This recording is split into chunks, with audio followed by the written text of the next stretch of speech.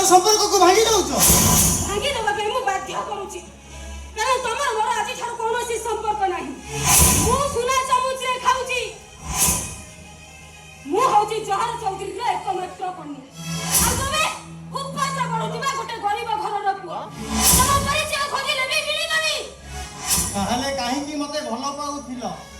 କାହିଁକି ମତେ ସଂସାର କରିବାର ସ୍ୱପ୍ନ ଦେଖାଉଥିଲ? ଧନ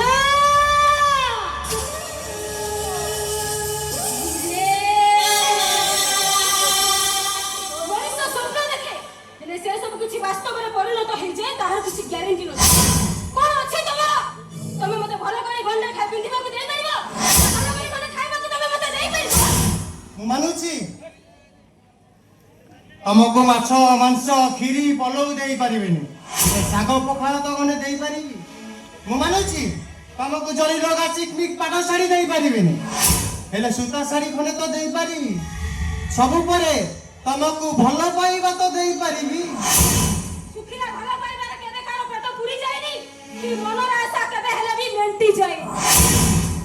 ସେଥିପାଇଁ ଦରକାର ମନି ଯୋଉଟା ତମ ପାଖରେ ନାହିଁ। ତା ଛଡ଼ା ଶାଗ ପଖାଳରେ ପେଟର ଭୋକଟା ମରିଯାଏ ସତ, ହେଲେ ମନର ଆଶାଟା କେବେ ହେଲେ ମରେନି। ସୂତା ଶାଢ଼ୀରେ ଦେହର ଲଜ୍ଜା ନିବାରଣ ହେଇଯାଏ ସତ, ହେଲେ ଆଧୁନିକ ସମାଜରେ ଚାକଚକ୍ୟତା ପାଇଁ ତା ଯଥେଷ୍ଟ ନୁହେଁ। ହେଲେ ଆଜିଠାରୁ ତମ ରାସ୍ତା ଅଲଗା ଆଉ ମୋ ରାସ୍ତା ବି ଅଲଗା। କିନ୍ତୁ ମୁଁ ତମ ବିନା ବଞ୍ଚି ପାରିବିନି ମୌସୁମୀ। ତମଠାରୁ ଅଲଗା ହେବା ପାଇଁ ମୁଁ ନିଷ୍ପତ୍ତି ନେଇସାରିଛି। ଆଉ ମୋ ଦାଦି ଆଣିଥିବା ପ୍ରସ୍ତାବକୁ ମୁଁ ଏବେ ମାନି ନେଉଛି। ତମେ ସେ ନିଷ୍ପତ୍ତି ବଦଳେଇ ଦିଅ ମୌସୁମୀ। କେମିତି ତମେ ଏମିତି କଥା କହିପାରୁଛ? ଏତେ ଦିନର ସମ୍ପର୍କ, ଅବାଧ୍ୟ ମିଳାମିଶା ଏସବୁ ତମେ କେମିତି ଭୁଲି ଯାଇପାରିଲ? ତମେ ମୋ ସହିତ ଯୋଗ କରୁଛ ମୌସୁମୀ। ଏଇ ଦେଖ ମୁଁ ତମ ପାଇଁ ଶଙ୍ଖା ଆଉ ସିନ୍ଦୁର ନେଇ ଆସିଛି। ଆଜି ଗ୍ରାମ ଦେବତୀଙ୍କ ପାଖେ ସାକ୍ଷୀ ରଖି ମୁଁ ତମ ମଥାରେ ସିନ୍ଦୁର ଆଉ ହାତରେ ଶଙ୍ଖା ଦେଇ ମୁଁ ତମକୁ କନ୍ୟା ସଜେଇବି।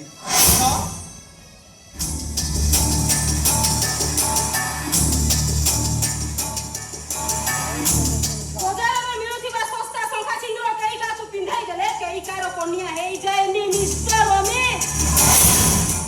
ତମର ମନେ ରଖିବା ଉଚିତ, ତମେ ଯୋଉ ହାତ ଧରିବାକୁ ଯାଉଥିଲ ସେ ହାତ ପାଣି ଚୁଡ଼ି ପିନ୍ଧା ହାତ ନୁହଁ। ସେ ହାତ ହଉଛି ଦାମୀ ସୁନା ଚୁଡ଼ି ପିନ୍ଧିବାର ହାତ।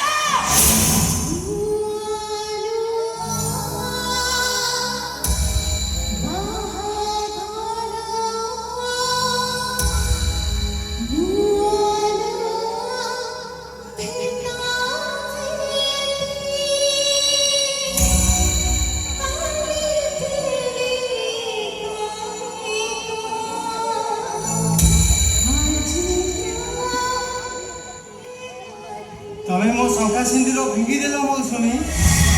ଖାଲି ଶଙ୍ଖା ସିନ୍ଦୁର ଫିଙ୍ଗି ଦେଲିନି, ଆମ ଭିତରେ ଥିବା ଭଲ ପାଇବା ସବୁ ସମ୍ପର୍କକୁ ମୁଁ ଏଇଠି ପୂର୍ଣ୍ଣ ଛାପ ପକେଇଦେଲି। ଆଜିଠାରୁ କୌଣସି ଦିନ ତମେ ମୋ ପାଖ ମାରିବ ନା। ଓକେ ମାଇ ଡେଟ୍। ମୌସୁମୀ ଯିବା ପୂର୍ବରୁ ମୋର ଗୋଟେ କଥା ଶୁଣି ଦେଇଯାଅ।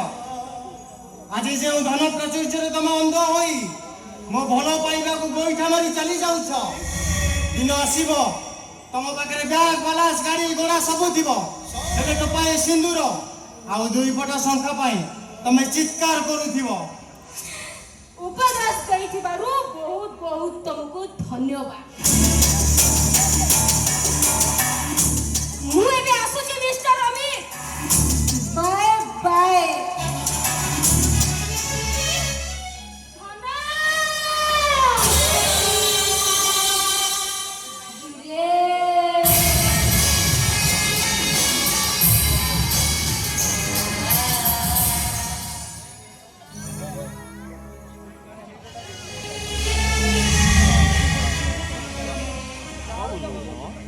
এইମାନେ ହେଉଛନ୍ତି କଳିଯୁଗର ନାରୀ। এইମାନଙ୍କର ଉପରେ ଏ ପୁରୁଷ ଜାତିଟା ବନ୍ଧା।